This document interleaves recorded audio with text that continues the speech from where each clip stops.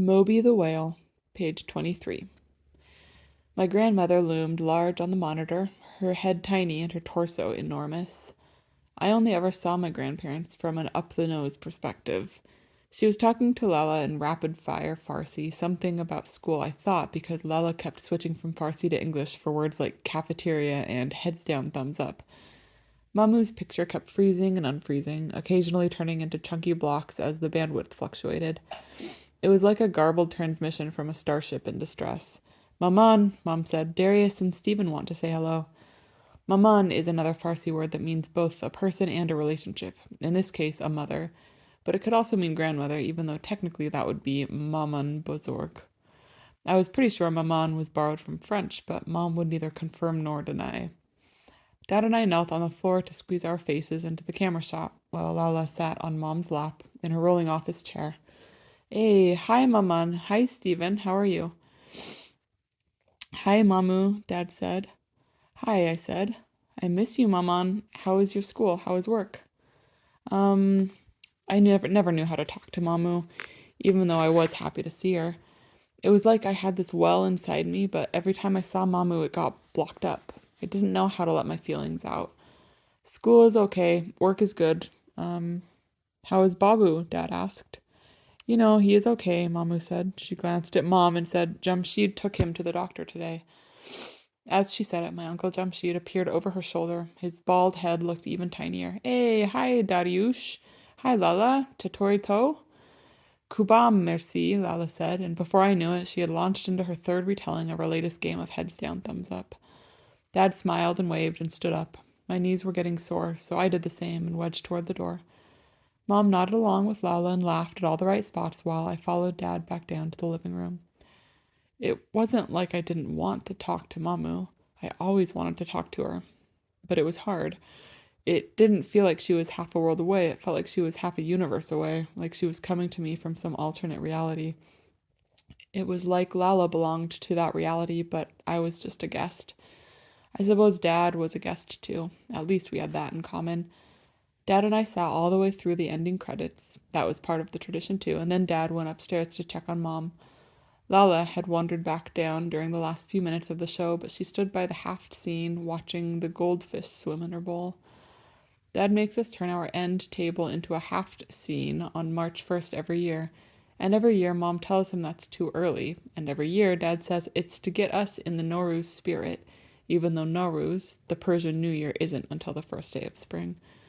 Most haft scenes have vinegar and sumac and sprouts and apples and pudding and dried olives and garlic on them, all things that start with the sound of s in Farsi. Some people add other things that don't begin with s to theirs too, symbols of renewal and prosperity like mirrors and bowls of coins. And some families, like ours, have goldfish too. Mom said it had something to do with the zodiac and Pisces, but then she admitted that if it weren't for Lala, who loved taking care of the goldfish, she wouldn't include them at all. Sometimes I thought Dad liked Nowruz more than the rest of us combined. Maybe it let him feel a little bit Persian. Maybe it did. So our haft scene was loaded with everything tradition allowed, plus a framed photo of Dad in the corner. Lala insisted we had to add it because Stephen begins with the sound of S. It was hard to argue with my sister's logic. Darius? Yeah?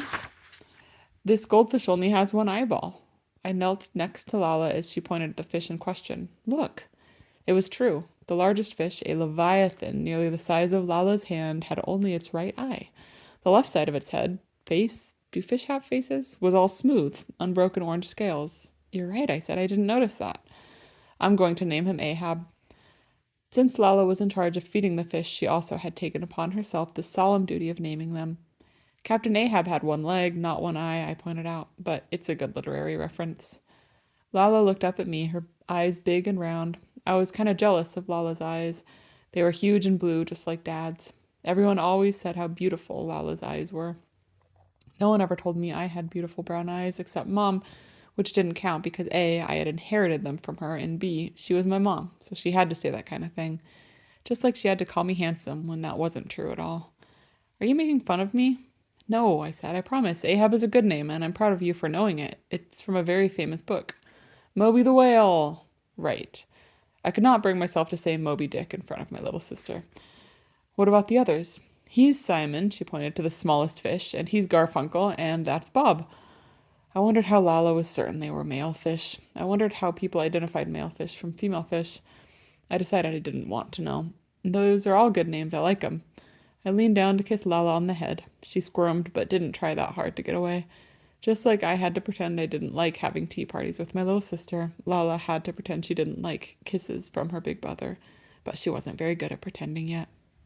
I took my empty cup of genmaicha to the kitchen and washed and dried it by hand. Then I filled a regular glass with water from the fridge and went to the cabinet where we kept everyone's medicine. I sorted through the orange capsules until I found my own. Mind grabbing mine? Dad asked from the door. Sure. Dad stepped into the kitchen and slid the door closed. It was this heavy wooden door on a track so that it slid into a slot right behind the oven. I didn't know anyone else who had a door like that. When I was little and Dad had just introduced me to Star Trek, I liked to call it the turbo lift door. I played with it all the time, and Dad played too, calling out deck numbers for the computer to take us to like we were really on board the Enterprise. Then I accidentally slid the door shut on my fingers really hard and ended up sobbing for 10 minutes in pain and shock that the door had betrayed me. I had a very sharp memory of Dad yelling at me to stop crying so he could examine my hand, and how I wouldn't let him hold it because I was afraid he was going to make it worse. Dad and I didn't play with the door anymore after that. I pulled down Dad's bottle and set it on the counter, then popped the lid off my own and shook out my pills. Dad and I both took medication for depression. Aside from Star Trek and not speaking Farsi, depression was pretty much the only thing we had in common. We took different medications, but we did see the same doctor, which I thought was kind of weird. I guess I was paranoid Dr. Howell would talk about me to my dad, even though I knew he wasn't supposed to do that kind of thing. And Dr. Howell was always honest with me, so I tried not to worry so much. I took my pills and gulped down the whole glass of water. Dad stood next to me watching like he was worried I was going to choke. He had this look on his face, the same disappointed look he had when I told him about how Fatty Boulder had replaced my bicycle seat with blue truck nuts. He was ashamed of me. He was ashamed of us. Ubermenches aren't supposed to need medication. Dad swallowed his pills dry. His prominent Teutonic Adam's apple bobbed up and down as he did it. And then he turned to me and said, "So you heard that Babu went to the doctor today?" He looked down. A level 3 awkward silence began to coalesce around us, like interstellar hydrogen pulled together by gravity to form a new nebula. Yeah, I swallowed. For his tumor? I still felt weird saying the word out loud. Tumor. Babu had a brain tumor. Dad glanced at the turbolift door, which was closed, and then back to me. His latest tests didn't look good. Oh, I had never met Babu in person, only ever a computer screen, and he never really talked to me. He spoke English well enough, and what few words I could extract from him were accented but articulate. He just didn't have much to say to me. I guess I didn't have much to say to him either. He's not going to get better, Darius. I'm sorry. I twisted my glass between my hands. I was sorry too, but not as sorry as I should have been, and I felt kind of terrible for it. The thing is, my grandfather's presence in my life had been purely photonic up to that point. I didn't know how to be sad about him dying. Like I said, the well inside me was blocked. What happens now? Your mom and I talked it over, Dad said. We're going to Iran. Page 30, slingshot maneuvers.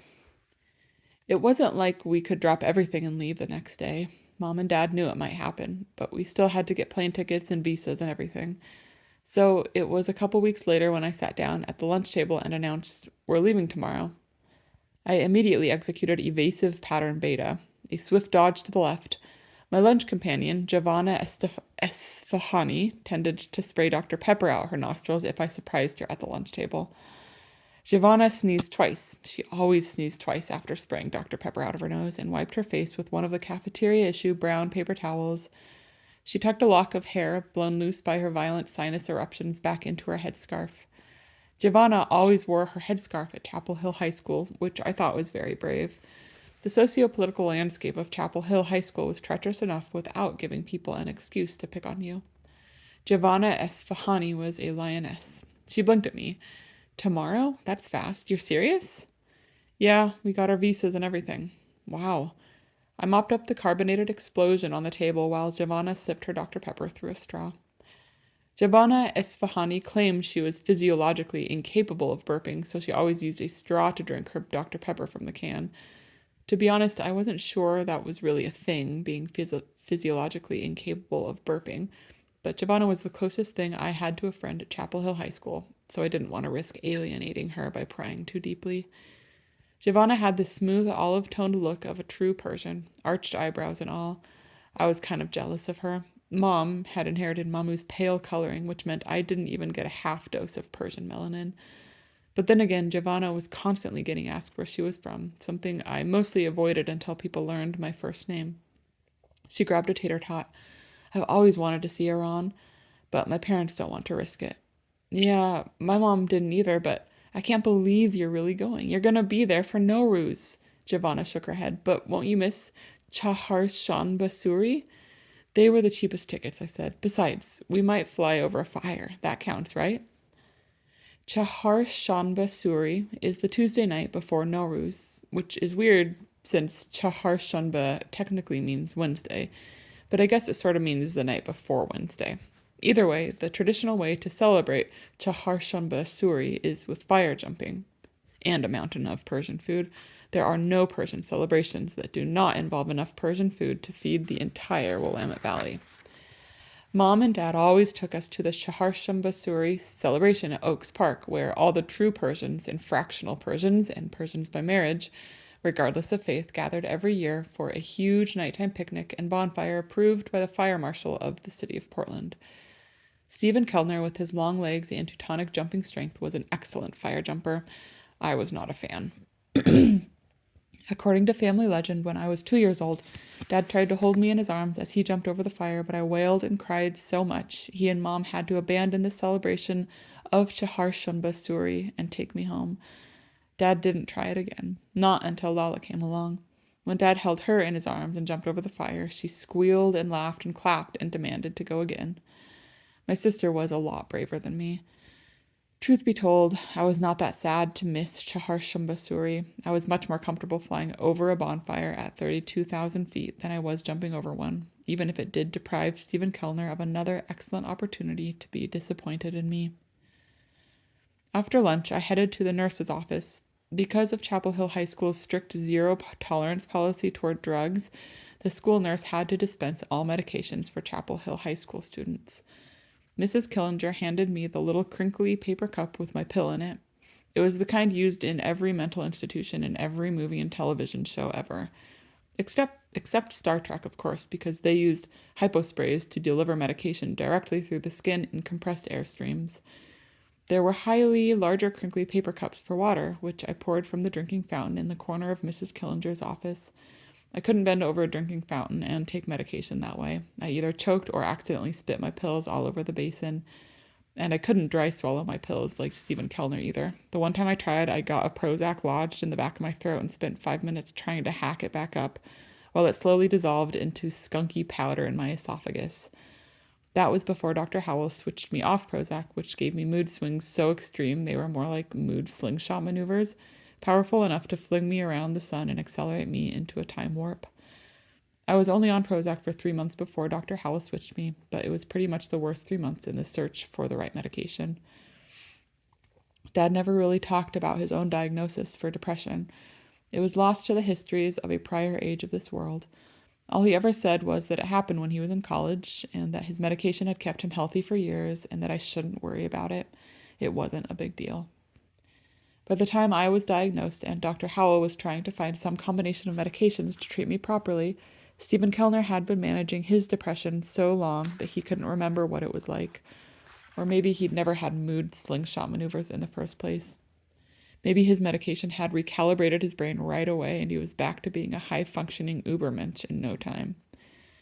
My own brain was much harder to recalibrate. Prozac was the third medication Dr. Howell tried on me back when I was in 8th grade, and I was on it for 6 weeks before I experienced my first slingshot maneuver when I freaked out at a kid in my Boy Scouts troop named Vance Henderson who had made a joke about Mom's accent. I'd been dealing with jokes like that my entire life. Well, ever since I started school anyway, so it was nothing new. But that time it set me off like a high-yield quantum torpedo. It was the only time in my life I have ever hit anyone. I felt very sorry for myself afterward.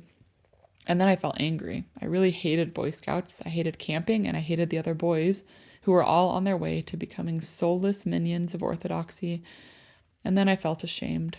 I made a lot of mood slingshot maneuvers that afternoon, but I wasn't ashamed of standing up for Mom, even if it did mean hitting Vance Henderson, even if it did mean leaving a perfect red palm print on his face. Dad was so disappointed.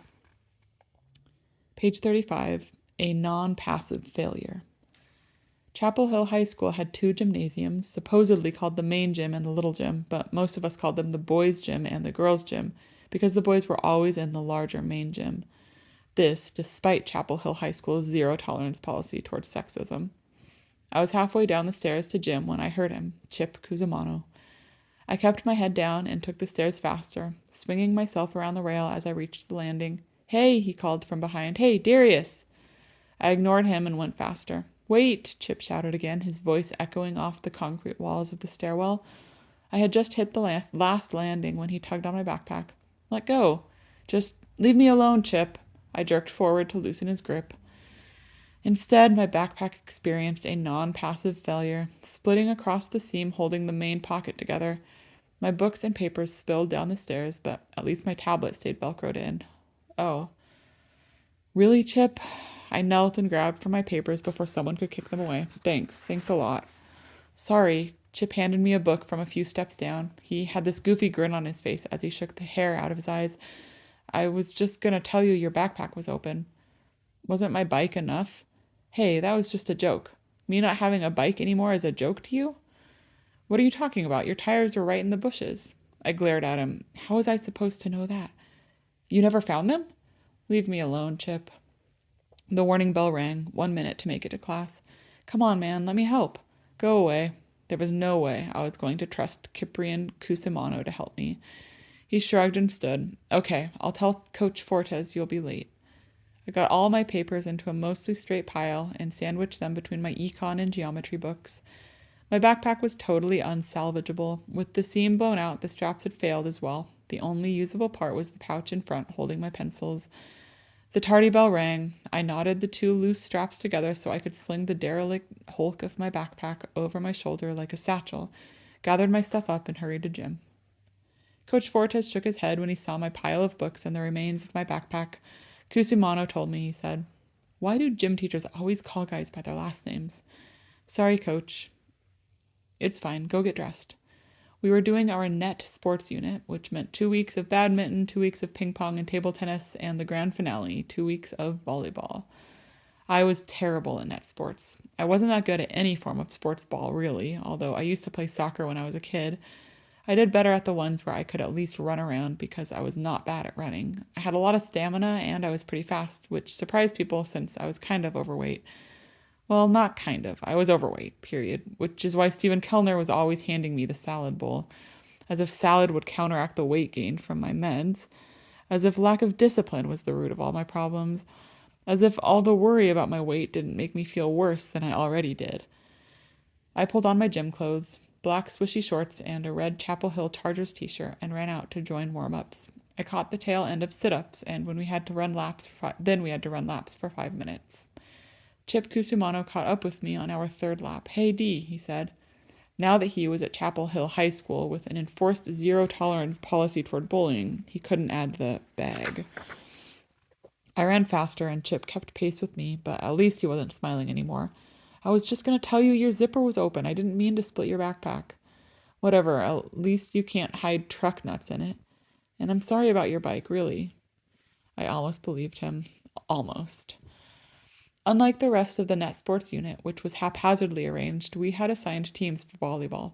Coach Fortes set us up to play tournament style. There were no eliminations, but the team with the best record would get extra credit.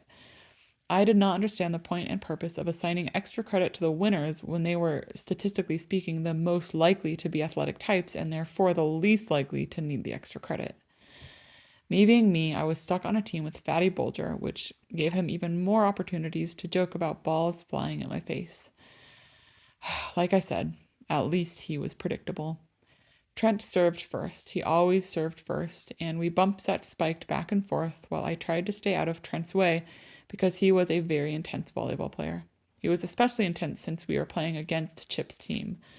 Despite being best friends, Chip and Trent battled like emotionally compromised Vulcans when they were on opposing teams. I didn't get that at all. If I had had a best friend, Giovanna was my closest friend, but we weren't anything approaching best friends. We would have always been on the same team, not in the sense of a net sports team, but in the sense that I'd be happy for them if they won, and they'd be happy for me if I won. Fatty elbowed me out of the way to set the ball for Craig, who was in front of us, to spike. Get with the program, Kellner, Coach Fortes shouted. I was with the program. It's just that Fatty Bulger seemed to be operating a different version of it. So the next time the ball came at me, I planted myself right under it, locked my elbows, and bumped it. But instead of going upward, the ball shot straight forward, right into the back of Craig's head. I was terrible at net sports. Craig looked back at me as he scooped up the ball. Sorry. Craig shrugged and tossed the ball under the net to Chip, who was serving next. Watch where you're aiming, Trent said. Terrorist. This was not the first time I had been called a terrorist. It didn't happen often. No teacher let it slide if they heard it, but school was school, and I was a kid with a Middle Eastern heritage, even though I was born and raised in Portland. It didn't bother me that much, not really. I mean, D-bag was a lot worse. Terrorist was so ridiculous that I could shrug it off. Mom always said those kinds of jokes didn't bother her because Persians couldn't be terrorists. No Persian can get up early enough in the morning to bomb anything. I knew she said it because it really did bother her, but it was easier if we could make fun of ourselves about it. That way, when boring hobbits like Fatty Bulger said things, it didn't matter. We had already made the joke ourselves. I guess it actually did bother me, just a little bit.